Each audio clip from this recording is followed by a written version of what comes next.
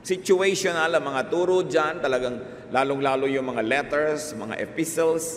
Meron talagang problema yung church na yon, may taong involved, sinasabihan nung sumulat kung anong dapat gawin, at hindi pwedeng basta i-apply mo na lang sa buhay mo ngayon yon.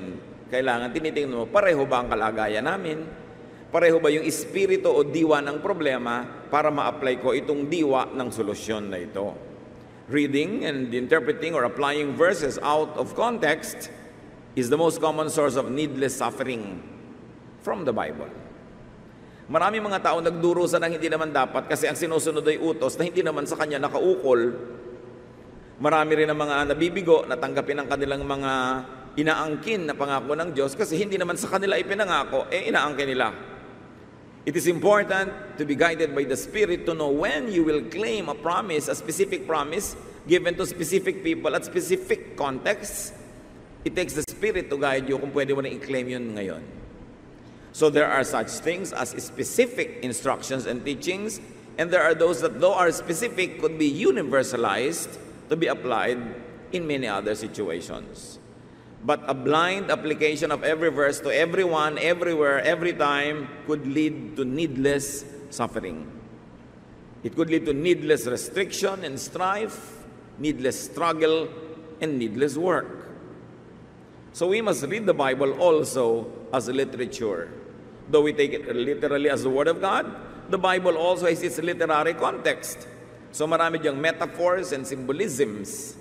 Maraming talinghaga sa Biblia na hindi mo pwedeng literally i-apply mo sa iyong buhay. It is erroneous to insist on a literal reading always. Sabi ng Psalm 119, 105, "Your word is a lamp that gives light wherever I walk." Liwanag daw ang salita sa Biblia na nagbibigay liwanag kung saan man tayo naglalakad. Yung pa lang, simbolo na, metaphor, talinghaga na. Nakakita na ba kayo ng taong naglalakad sa dilim, binubuksan yung Biblia para lumiwanag yung dadaanan niya? That's a very literal reading that your word is a lamp unto my feet. So that already tells us na maraming reading, metaphorical, poetic, symbolic. Hindi pwedeng literal lahat ang basa natin. Kailangan marunong ka ng literature. Nakikita mo, symbolic ito. And out of this symbol, I can make this universal reading and application.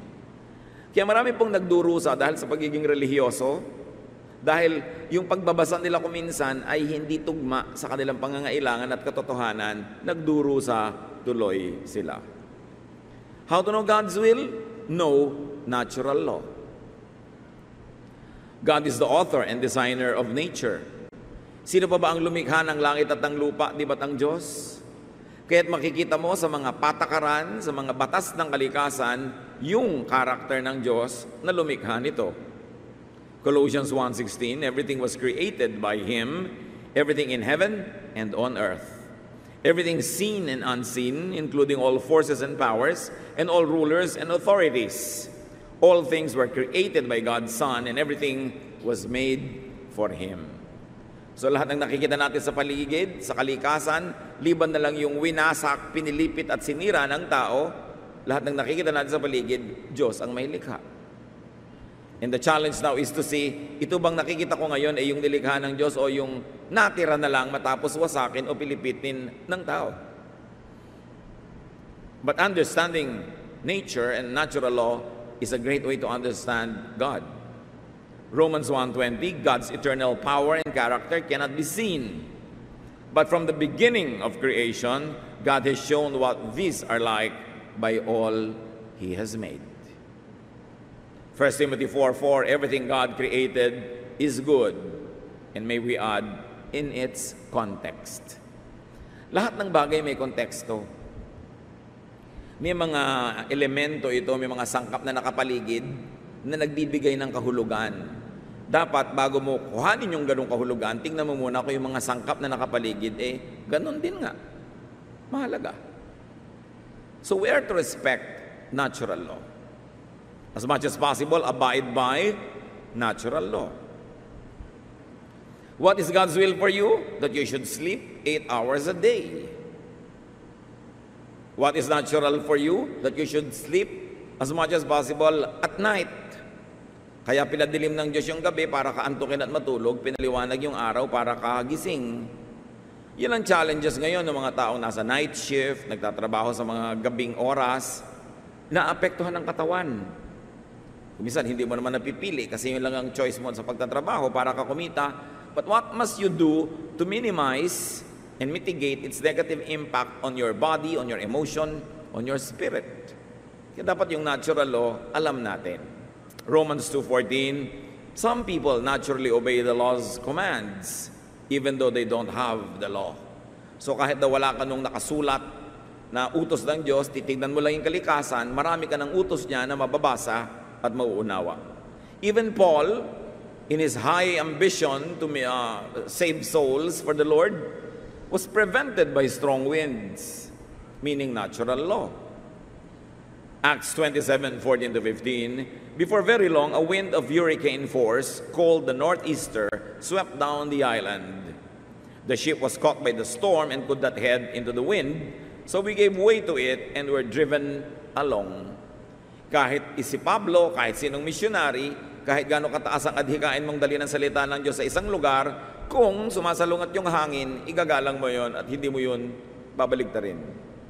In other words, even in your obedience to God and to your mission, you must still adhere to natural law. So people respect natural law in seasons. For instance, Luke 12:54-55, he said to the crowd, when you see a cloud rising in the west, immediately you say, it's going to rain. And it does. And when the south wind blows, you say, it's going to be hot. And it is. Nababasa ng tao ang ibinabadya ng panahon. Sa tingin mo palang uulan bukas, di pag alis mo ng bahay, may dala ka na ngayong payong o kapote o whatever. O hindi ka gagawa ng activity na outdoor na mababasa. Galatians 4:10, you are observing special days and months and seasons and years. Kasama talaga yun sa tunay na pagsunod sa kalooban ng Diyos, ibinabagay mo rin sa panahon. Gusto mong gumawa ng mga pagdiriwang, mga anibersaryo, huwag mong itapat sa rainy season dahil alam mong mamabasa ang iyong event, uulanin ka.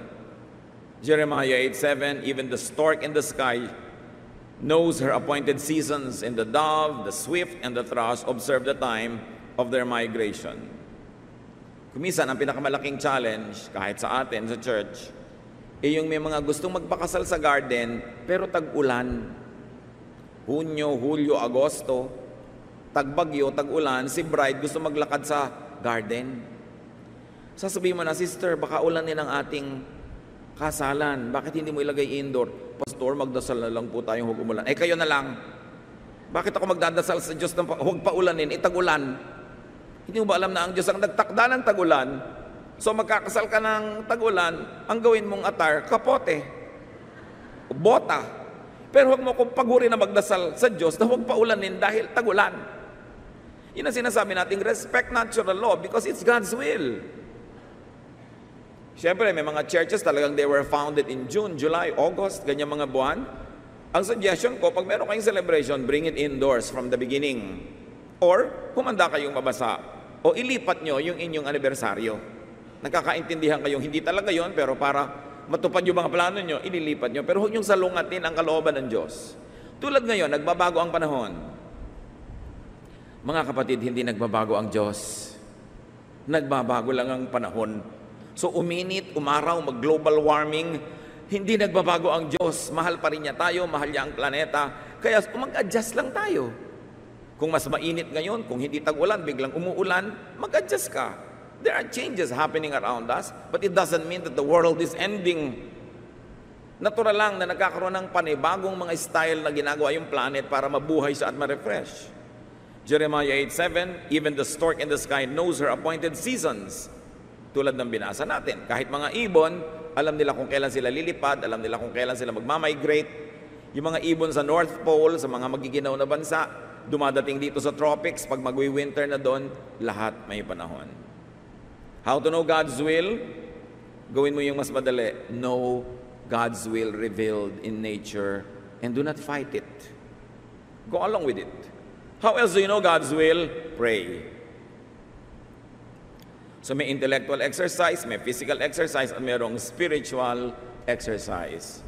Seek guidance from the Spirit. 1 Corinthians 2:10, God's Spirit has shown you everything. His Spirit finds out everything and even what is deep in the mind of God. Hindi natin laging naaarok ang kalooban ng Diyos, pero yung Espiritu niya na nasa atin, yun ang nagbibigay sa atin ng pahiwatig kung ano ang niloloob ng Diyos. Kaya mahalaga sa prayer life, yung spiritual ka.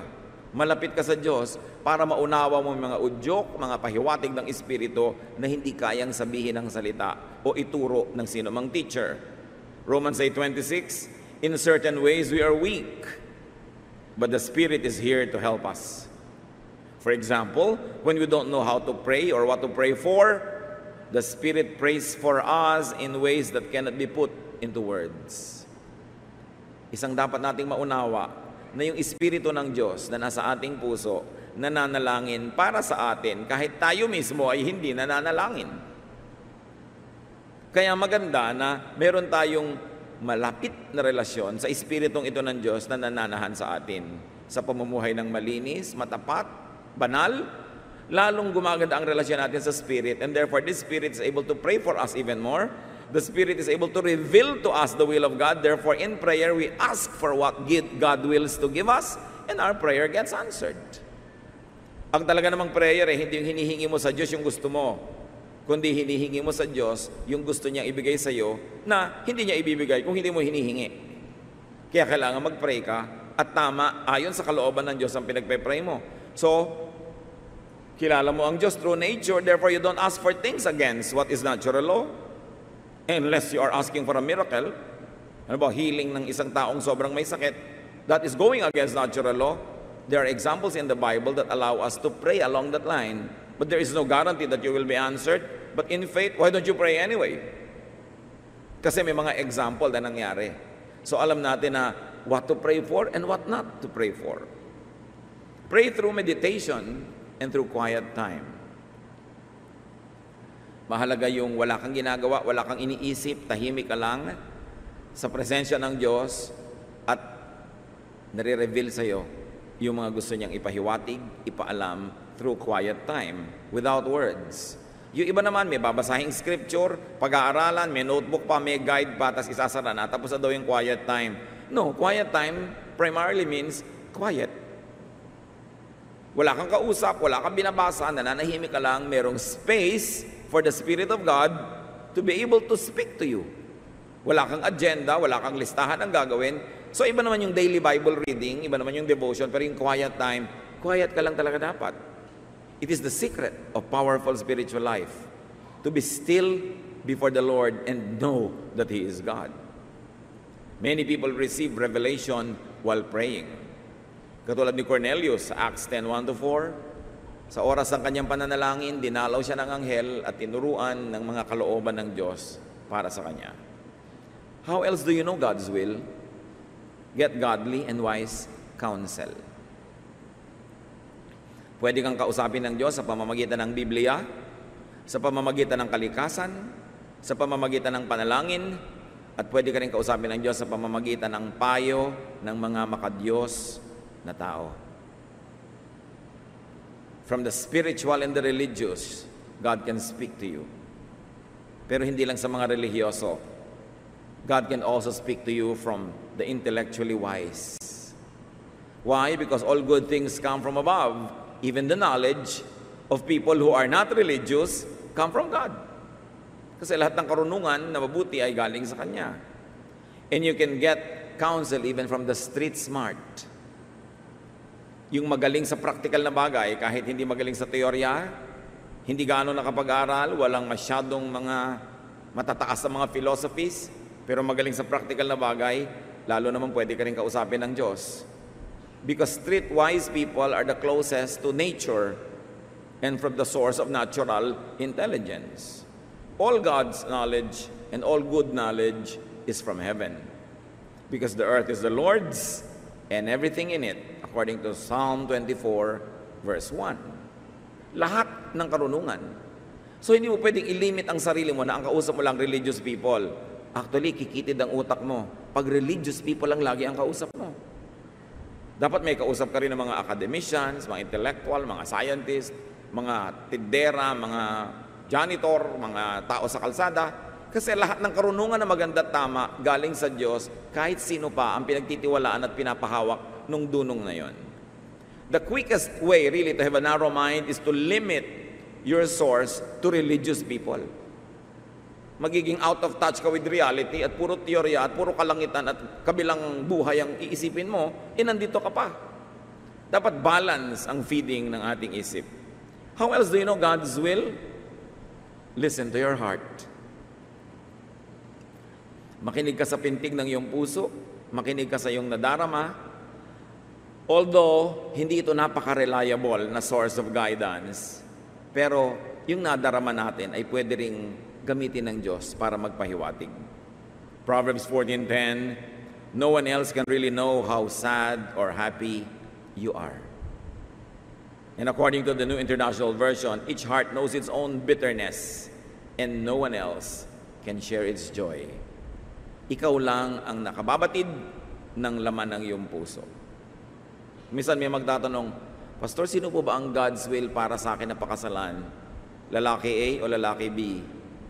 So, aalamin mo na lahat yung mga factor. Then magtatanong ka na isa, sino ba yung mahal mo? Si A po. Kailangan pa bang i-memorize yan? Di ba? Yun ang sinasabi ng puso mo eh.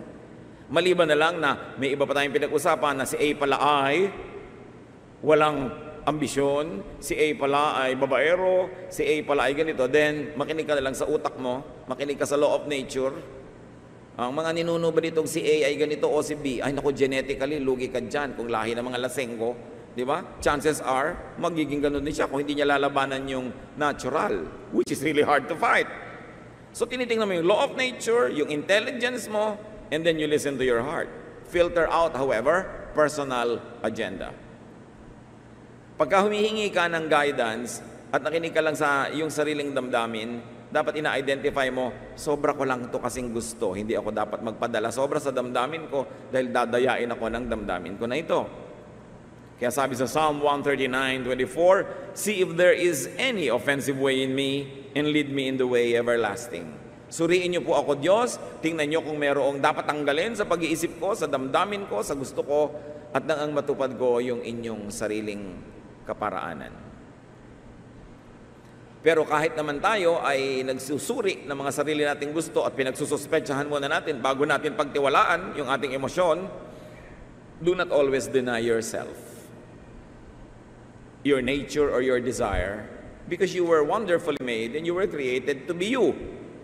You cannot be your auntie, you cannot be your uncle, you cannot be your mother. You are you. And you're a unique person.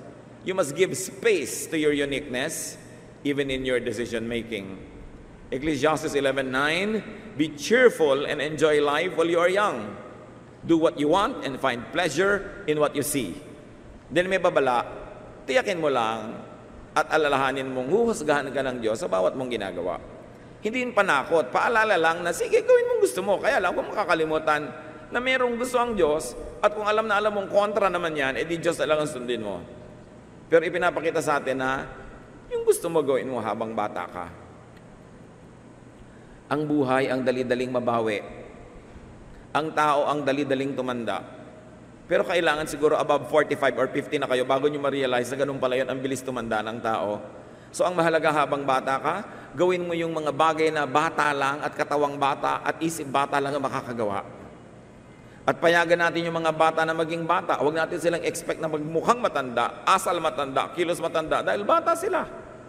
Bibigyan lang natin ng guidance, bibigyan natin ng mga hangganan ng pwede nilang gawin na maaaring sa kabataan na hindi nila alam na masama. But we allow young people to be young. We allow children to be children. Because you have a lot of time to be old. But you have only a very short time to be young.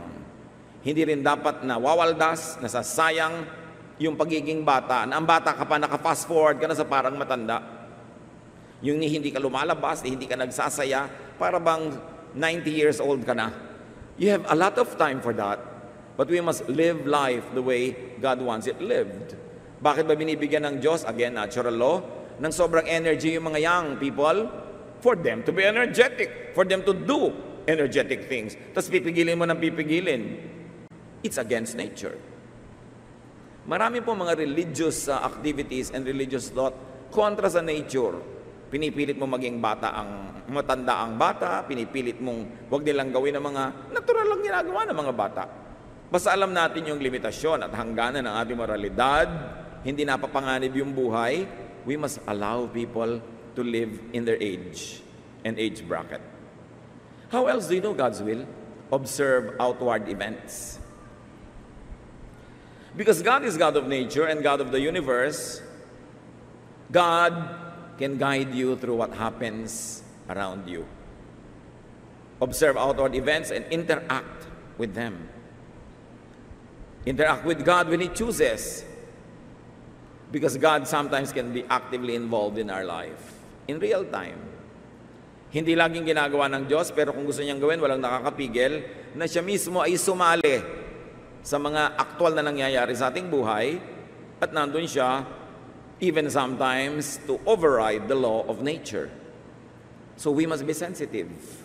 Acts 16:16, Paul and his friends went through Phrygia and Galatia, but the Holy Spirit would not let them preach in Asia. So nangangaral sila Pablo kung saan-saang lugar, pero yung mga lugar na hindi pinayagan ng Spirit na puntahan nila. So the Spirit was actively involved in the mission, and in fact, it was the Spirit that was preventing them from going to some place.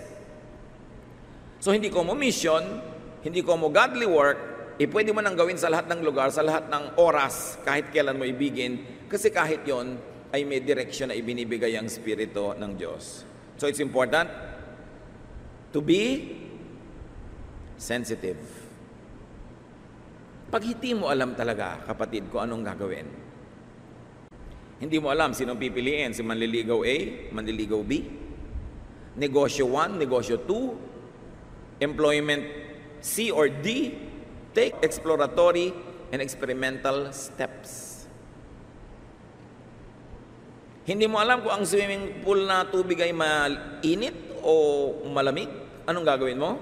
Di ba ilulubog-lubog mo ng konting daliri mo? Titingnan mo. Yan yung sinasabi nating exploratory steps. But be cautious. Take tentative steps only. You don't dive into a pool to know kung mainit o malamig. Kasi huli na kung malaman mo na too hot or too cold for you. Test.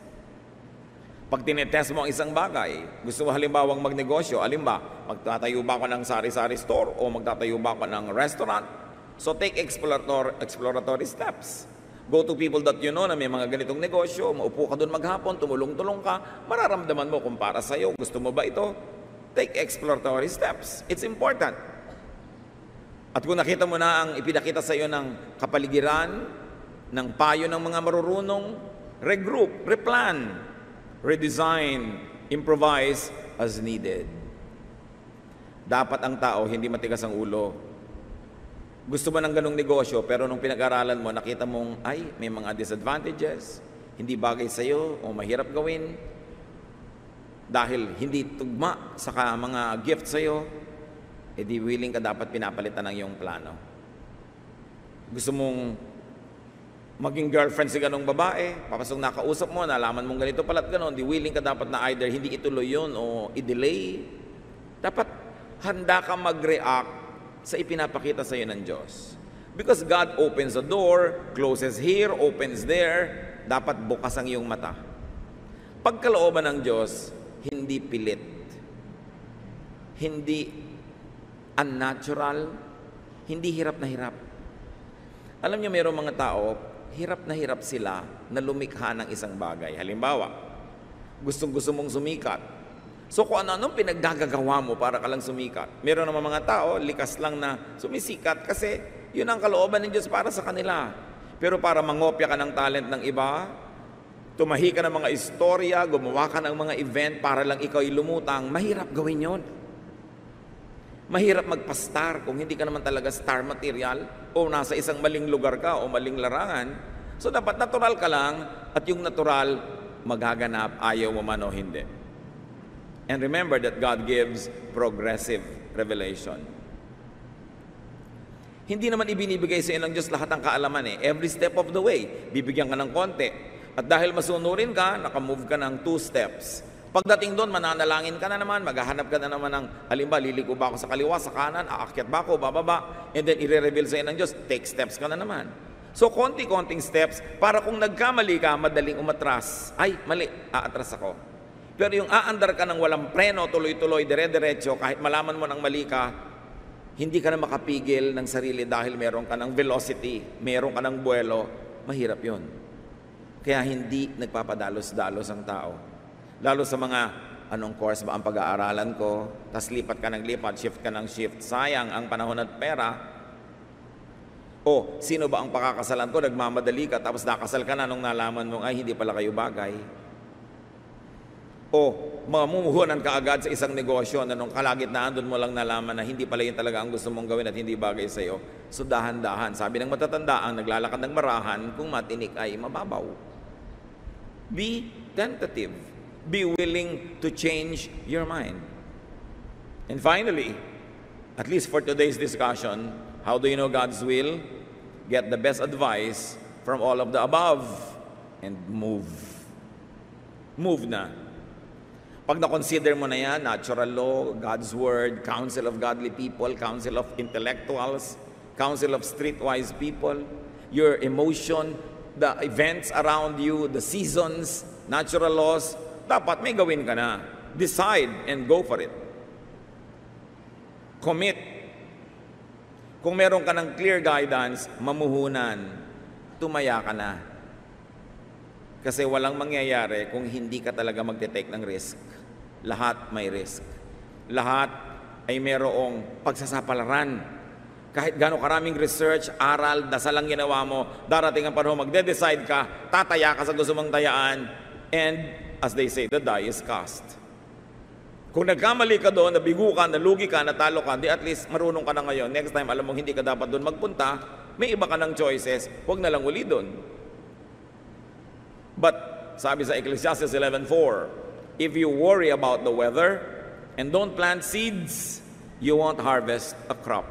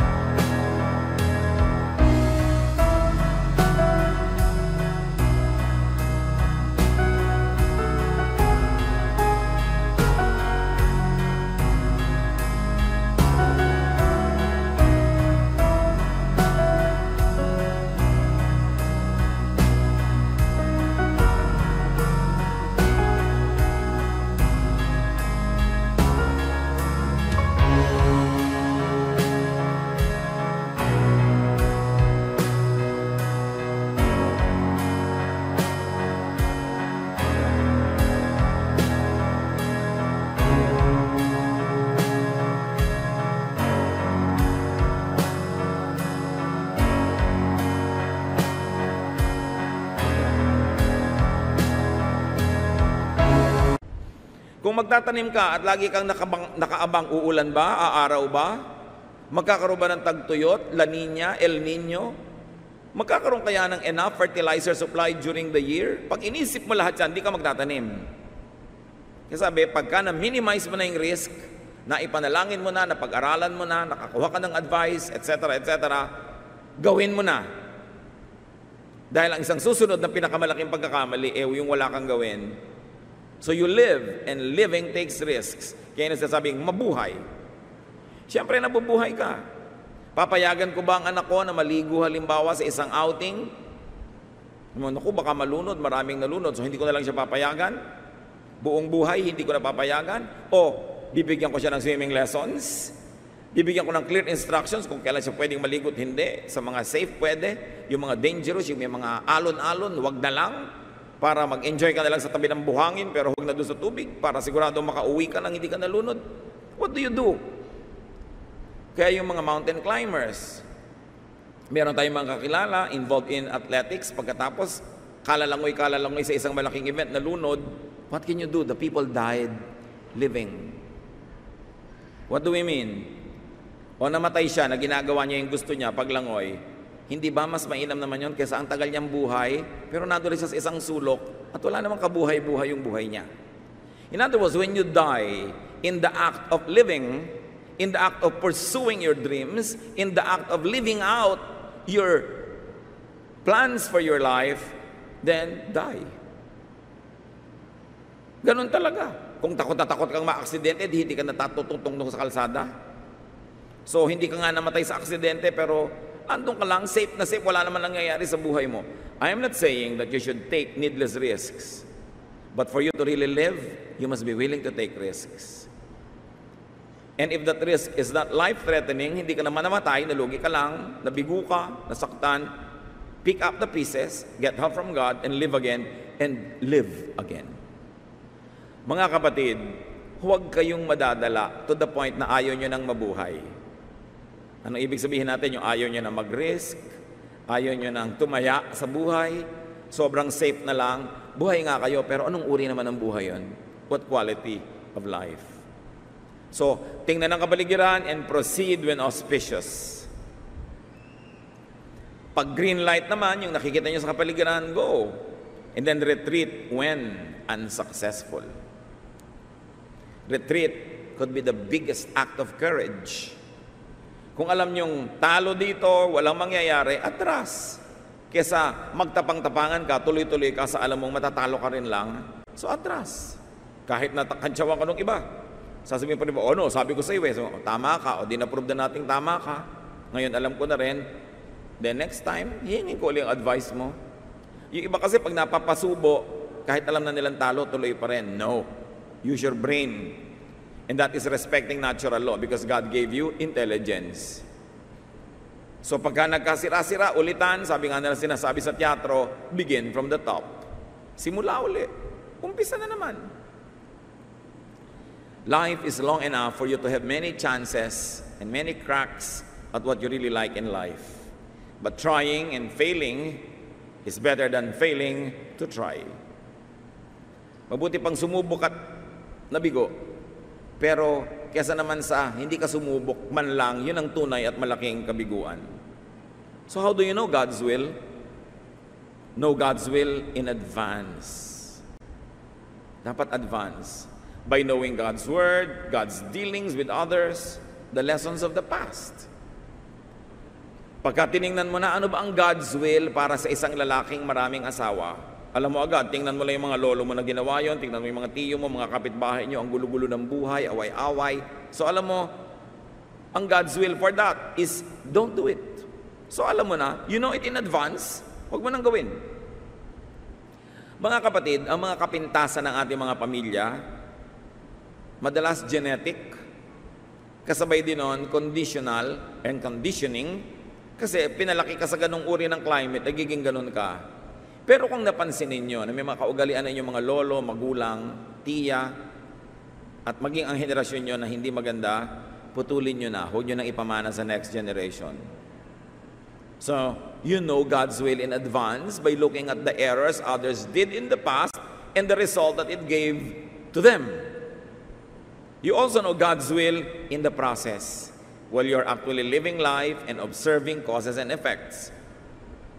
But you can also know God's will in retrospect by reviewing your past errors, and then you learn from it. So timeless ang pag-aaral. Advance, present, future, paikot-ikot, but what's important is to learn. It is God's will that you enjoy life, that you live life to the fullest. Kung gusto ng Diyos na nandun na tayo sa langit, sa kabilang buhay, di kinukuha na niya tayo dapat. Nandito pa tayo para maging busy tayo, living a life here and now. So get a life. Dapat mabuhay. And when you are in doubt about God's will, refer to the 7 principles that we have studied. and add more as you learn from other people, from other sources. But the important thing is this: to move, to try, retreat when it doesn't work, move forward when it works, and if it's all wrong, begin from the beginning. God is great at giving us second and third chances in life. At kung gusto nating mabuhay tayo at magkaroon ng maraming chances, ibigay din natin sa kapwa yon. Let's not deny people around us the second and the third crack at happiness. Nagkamali, kailangan magka-chance uli para sumaya siya, kasi minsan lang mabuhay ang tao sa mundo. Kailangan we get the most out of life, we give the most to God and to fellow men. You minimize sorrow and pain, you maximize your good deeds, and then of course, you are ready to meet your God. But the important thing is to move according to God's will. The specifics of God's will is not always revealed, but the general direction is available to everybody who will pray, who will study, and who will think. Dear God, we thank you that we are surrounded by many examples, both negative and positive, both good and bad. Marami na kaming napanood na buhay na mali. Marami na rin kaming nakitang tama. Nakabukas naman na yung salita, ang Biblia, na pwede namin pag-aralan. Binibigyan mo kami ng talino para mag-isip. Pinadadalhan mo kami ng mga taong tumutulong sa aming mag-isip sa pagbibigay nila ng mga katuruan, aral, mga payo. Pinapakita mo rin sa amin ang nangyayari sa paligid, sa kalikasan, sa mga resulta ng pinagagagawa namin. O Lord, turuan niyo po kami na maging teachable, maging sensitive, at magawa namin ang mga dapat gawin. At ang mga pasya namin ay tama, hindi kami laging paulit-ulit sa mali, bagamat nagkakamali, pero natututo, and we rise up as better people. Panginoon, nawa, sino man sa mga kapatid ngayon ang mayroong mahalagang pasyang dapat gawin, ituro mo, Panginoon, ang mga prinsipyong ito para lumaki yung pagkakataong tama ang magawa at lumiit yung pagkakataong mali ang maging pasya. Sino man sa amin ang gagawa ng pasya, maliit at malaki, sa lalong madaling panahon, teach us, Lord, to apply these principles so we can maximize our happiness, our spirituality and fruitfulness, and minimize our sorrows, and minimize the damage that we inflict on other people. Mga kapatid, sa patuloy natin pagyuko sa presensya ng Diyos, pagbulay-bulayan ng mga prinsipyong ito, i-apply sa ating buhay at humingi tayo ng karunungan sa Diyos na maging tama ang mga pasya, tama ang mga hakbang para huwag maaksaya ang panahon at ang ating emosyon. Dear God, continue to guide your people that we will be living in the center of your will. We will move when you tell us to move, and we stop when you want us to stop. Lead us, make us sensitive to your will. Let's continue to silently listen to God's voice so that we will be guided in making decisions.